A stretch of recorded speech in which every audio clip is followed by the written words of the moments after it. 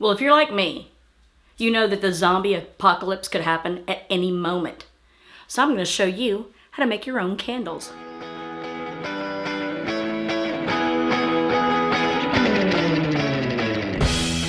There's things you're going to need in life. Water, fire. I've got my stainless steel pan right here. What we're doing is we're making a double boiler. This is where I melt my wax. Now I've already got some in here from where I made one already and I put too much wax in. Put that in there, just floating its good little self. That's keeping it from burning, getting too hot. So I've probably already got about a cup of wax in there. So I'm gonna put 2 more cups of wax. Now a lot of people use a candy thermometer to see how warm the wax is. You don't want it too hot, too cold. I eyeball everything. And I'm taking one of these old prayer candle containers.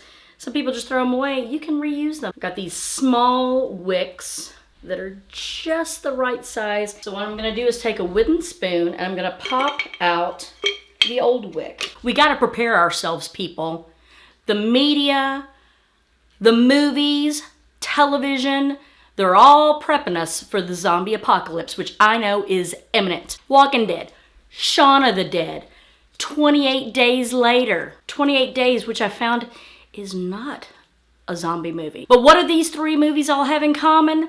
No government's gonna help you. They're not gonna be there for you. You gotta do this shit yourself. And making a candle, just part of the beginning steps of being your own survivor. You can make your candles just be the plain white creamy color it's gonna be, that's the wax color, or you can actually color them with dye. The fewer drops you put in, the lighter it is, the darker it's gonna be. That also affects the wick and how well it burns, so keep that in mind.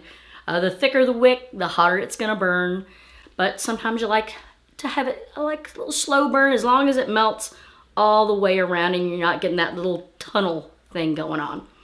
Green is for prosperity, money. So this is a good one. I like to think if I'm wanting things to come to fruition, if I'm like, ooh, please let this be successful, or, oh, I need some money coming my way.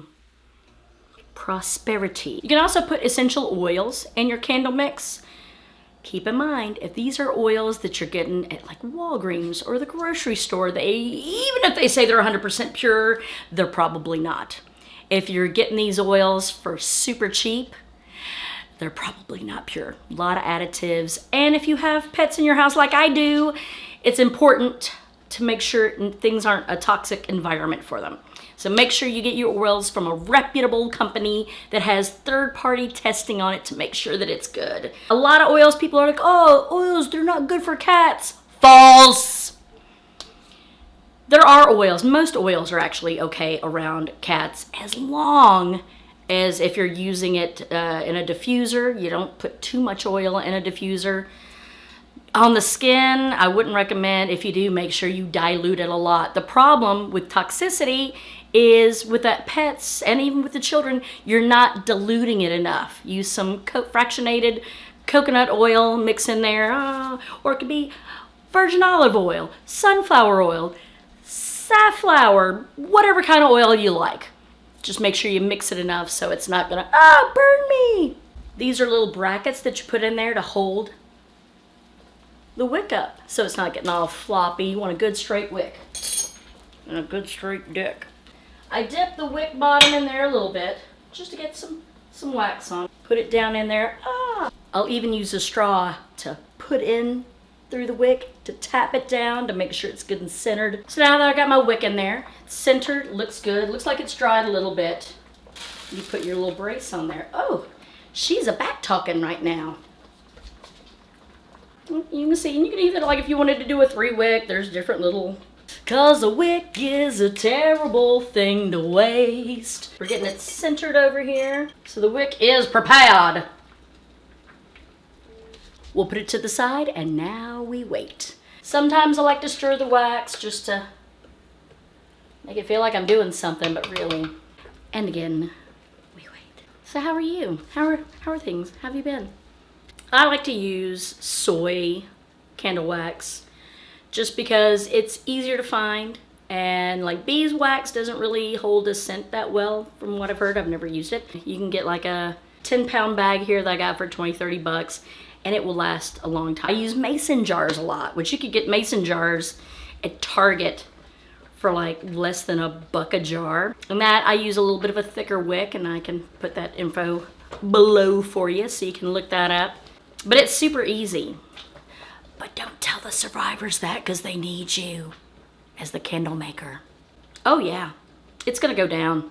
We've already got this outbreak of measles and smallpox. It's only a matter of time before polio kicks in. Yeah, we're in a zombie apocalypse. Crucial moment right now. It's gonna be pandemic, and we're gonna be prepared. So here's what you need now.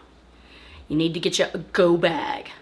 My go bag, I've gone down to the REI, and I got like a little machete, because you're gonna need to kill zombies somehow. Found like a water purifier, found like a little tool that looks like Bigfoot, which is cute because it's got like a little tiny saw on it, and it's got like a little Phillips head screwdriver and a flathead and all kinds of little tools that are in this one little thing that could be a keychain. My backpack has all the essentials. If the shit came down today, boom, we're going to the country. You watch any of those movies, like Living in the City, that's the easiest way to die during a zombie apocalypse. Everybody knows that. You know how they survived? Out in the woods. Now, once it looks like your wax has sufficiently melted, I take it off the heat and put it to the side, and I let it sit for maybe about 10 minutes to cool down. So a lot of people use a candy thermometer. I have one. You can see I've used it, you know. Don't pour it all in all at once. Leave like a little bit of space at the top, because it's gonna do some weird moving and shaking. You'll have little divots. So you want like a little bit of wax left over to kind of smooth it out. So this is the finished product that I made on the last batch. And you can see it's like a nice mint green, but I realize I want it a little bit darker, so I'm gonna add some more drops to this. So it's almost fully melted. So now I'm gonna take it and put this in the sink to let it cool off. Now that it's done melting, I'm gonna take my dropper. 1, 2, 3, 4, 5, 6, 7, 8. Schlemiel, Schlemazel, Haas and Pfeffer Incorporated. All right, put about 10 drops in there. Stir it a little bit. Get that mix in there good. I'm gonna add some oils. I use doTERRA, but that's what I like. Some peppermint, 8, 9, 10. Now, if this was not good oil, you'd put a couple of drops in and the smell would be overwhelming, because they're going for the more aromatic, perfumey kind of smell. Then I'm gonna slowly, now I've got it in the sink so that way it's not gonna stain up anything. Slowly pour it in the, try to get it in the center. Now we're almost done with our candle. It's almost completely dry now. Wick, make sure you let it dry all the way through before you take the little setter out. What's left, I'm gonna pour on top and let that cool. And once it's completely set, take that off, clip the wick, and you have a beautiful, beautiful candle. And this is more the green color that I was wanting. It's a little bit more of the hunter green. But this is a great way of making candles and makes you that much more prepared for the zombie apocalypse. Now, if you want to find out where I bought my equipment, it's in the description below. Click on the links and it'll take you to what I bought. So if you enjoyed this, hit subscribe, come back and see more videos that I'm gonna make, and we'd love to have ya. Tell your friends, come on back soon and share it today.